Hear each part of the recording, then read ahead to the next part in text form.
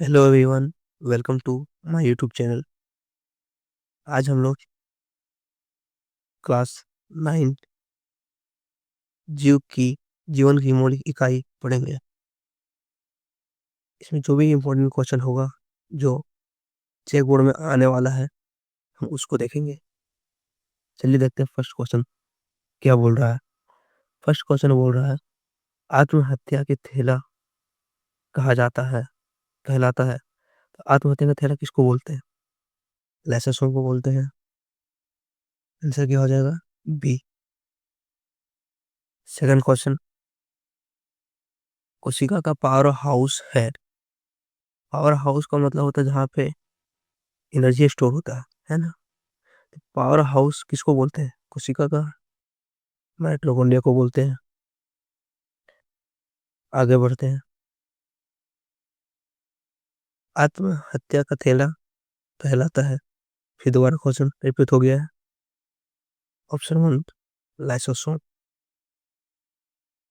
पादप कोशिका के चारों तरफ पाई जाने वाली एक झिल्ली क्या कहलाता है?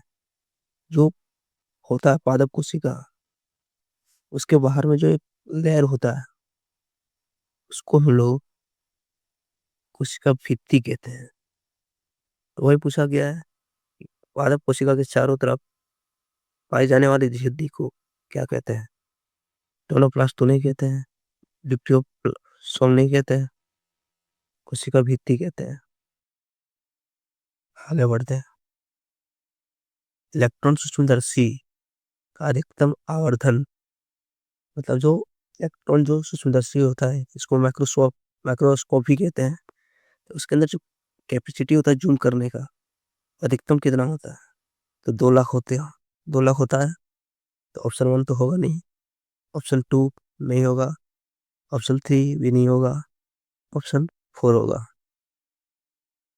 आगे देखते हैं। कोशिका का बिजली घर है। क्वेश्चन फिर रिपीट हुआ। क्वेश्चन घुरा घुरा पूछ रहा बार बार, बट एक ही क्वेश्चन है। कोशिका के बिजली घर आने की उसके अंदर कहाँ पे एनर्जी स्टोर होता है ना। तो माइटोकॉन्ड्रिया के अंदर होता है। ऑप्शन वन सही हो जाएगा। पादप कोशिका का एक रसोई घर किसे कहलाता है?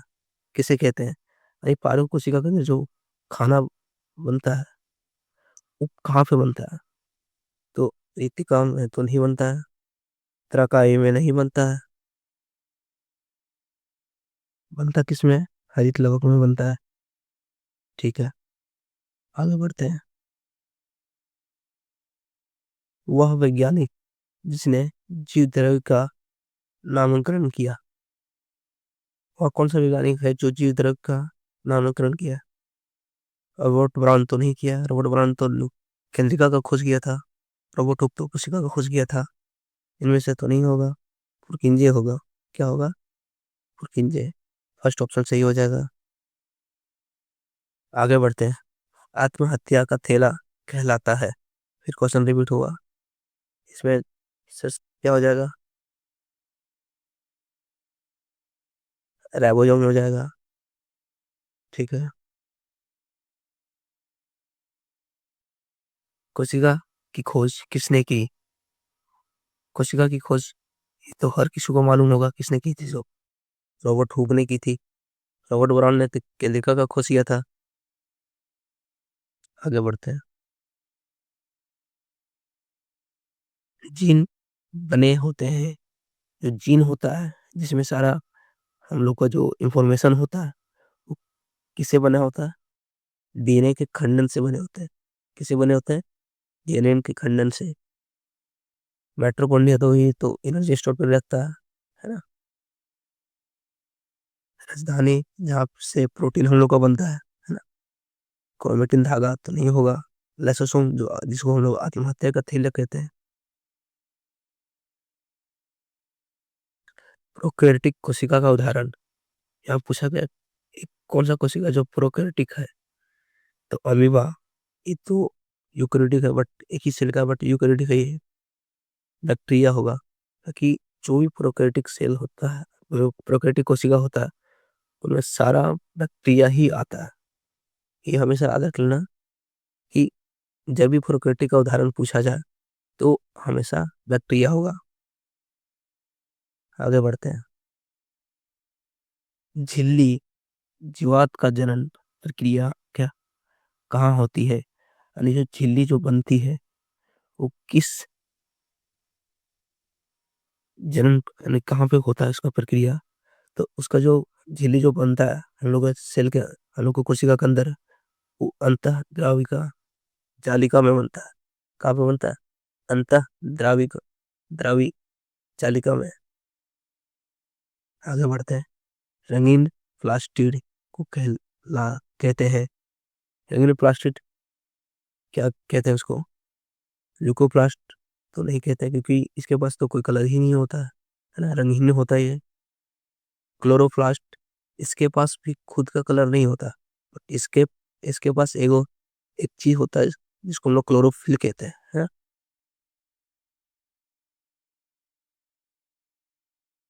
उसके पास कलर होता है ना। क्लोरोप्लास्ट के पास कलर खुद का नहीं होता है, इसके पास हरा कलर का होता है। ऑप्शन 3 दिया हुआ है क्रोमोप्लास्ट। तो क्रोमोप्लास्ट के पास खुद का कलर होता है ना। जो फलों में तो सब्जियों में जो कलर पाई जाती है लाल कलर का पीला कलर का वो क्रोमोप्लास्ट के कारण से आता है। आगे बढ़ते हैं। कोशिका का बिजली घर क्या है? क्वेश्चन दोबारा रिपीट हुआ है। बिजली घर किसको बोलते हैं? माइटोकॉन्ड्रिया को बोलते हैं। निम्नलिखित में किस कोशिकांग का अपना डीएनए तथा राइबोसोम होता है? यानी किस कोशिका है ना जिसका खुद का डीएनए और राइबोसोम होता है। अंतःद्रावी जालिका का खुद का डीएनए नहीं होता लेकिन राइबोसोम होता है। गोल्गी उपकरण तो नहीं होगा, है ना। लाइसोसोम भी नहीं होगा। होगा क्या? माइटोकॉन्ड्रिया, क्योंकि इसके पास खुद का डीएनए और राइबोसोम होता है। आगे बढ़ते हैं। किस कोशिका को आत्महत्या की थैली कहा जाता है? लाइसोसोम को कहते हैं हम लोग आत्महत्या की थैली। आगे बढ़ते हैं। अर्धसूत्री विभाजन में संतति कोशिका की संख्या क्या होती है? जब कभी भी अर्धसूत्री विभाजन होता है तो उसमें एक जीव से 4 संतति बनता है ना। 1 2 3 4। तो यहाँ आंसर क्या हो जाएगा? Option number D 4। अगर वही यहाँ आता समसूत्री विभाजन तो आंसर होता 2। तो यहाँ क्या है? अर्धसूत्री विभाजन। तो आंसर हो जाएगा 4, यानी ऑप्शन नंबर डी। आगे बढ़ते हैं। एक जीव में गुणसूत्र की संख्या 18 है। उस जीव के अंडे में गुणसूत्रों की संख्या क्या कितनी होगी? यानी एक जीव की जो गुणसूत्रों की संख्या कितनी है? 18। तो अंडों में जो अंडे में जो गुणसूत्र की संख्या होती है वो क्या आती है? आधी होती है। तो आधी कितने हो जाएगा? ये 18 तो नहीं होगा, ऑप्शन नंबर बी होगा, है ना। आगे बढ़ते हैं। कोशिका का खोज किसने की? तो कोशिका का खोज किसने की थी? रोबर्ट हुक ने की थी। निम्नलिखित में कौन जीव एक कोशिकीय है? निम्नलिखित में कौन सा जीव जो एक कोशिकीय है? तो कवक पेरमिशियम हो जाएगा, है ना। कवक तो नहीं होगा क्योंकि ये बहुकोशिकीय है। आम भी बहुकोशिकीय है। अंडाणु भी बहुकोशिकीय है ना। आगे देख लेते हैं। पादप कोशिका की सबसे बाहरी परत क्या है? हालांकि जो पादप कोशिका जो पूछा गया उसकी सबसे बाहरी परत को क्या बोलते हैं? कोशिका भित्ति बोलते हैं। अभी उन्होंने ऊपर में देखा था। कोशिका भित्ति बनी किससे होती है ना। कोशिका भित्ति बनी होती है, किससे बनी होती है? सेलुलोज से बनी होती है। आगे देख लेते हैं। कोशिका झिल्ली का कोशिका के बाहर से भोजन तथा अन्य पदार्थ के ग्रहण करने की प्रक्रिया क्या कहला क्या कहते हैं? यानी कोशिका झिल्ली जो होती है ना? उसे बाहर से कोई भी पदार्थ को अंदर जाने जाती है, जो ग्रहण करती है, उस प्रक्रिया को क्या कहते हैं? एंडोसाइटोसिस बोलते हैं, है ना? वर्णनात्मक प्रागमय में क्या होता है? कुछ ही पदार्थ को अंदर आने देती है ना, जो चुन-चुन के रखती है ना? उसको बोलते हैं वर्णनात्मक प्रागमय। तो यहाँ आंसर हो जाएगा एंडोसाइटोसिस। आगे देख लेते हैं 26 नंबर। कोशिका में आनुवांशिक गुणों की सूचना कहाँ होती है? यानी जो भी आनुवांशिक जो गुणों की जो सूचना होती है, वो कहाँ पे होती है ना? कोशिका में। माइटोकॉन्ड्रिया में तो नहीं होती है ना? कोशिका द्रव में भी नहीं होती है, राइबोसोम में भी नहीं होती है। इसमें होगा गुणसूत्र में होता है, जो कि गुण है ना? गुणसूत्र में ही होता है ना आनुवांशिक गुणों की सूचना। आगे बढ़ते हैं। लाइसोसोम कौन बनाता है? जो लाइसोसोम होता है, वो हम लोग को जो कोशिका के अंदर कौन बनाता है? गोल्जी बॉडी बनाता है। कौन बनाता है? Golgi body. माइटोकॉन्ड्रिया तो एनर्जी बनाता है ना, ऊर्जा। आगे देखते हैं। लाइसोसोम का निर्माण कौन करता है? लाइसोसोम का निर्माण गोल्जी बॉडी करता है ना? एक क्वेश्चन छूट गया था पीछे, इसको भी देख लेते हैं। निम्नलिखित में कौन एक कोशिक जीव का उदाहरण है? यानी कि एक कोशिकीय जीव का उदाहरण क्या होगा? गेहूं तो नहीं होगा, चिड़िया नहीं होगा, अमीबा ये एक कोशिकीय जीव है, प्याज नहीं होगा। ऑप्शन नंबर सी सही हो जाएगा।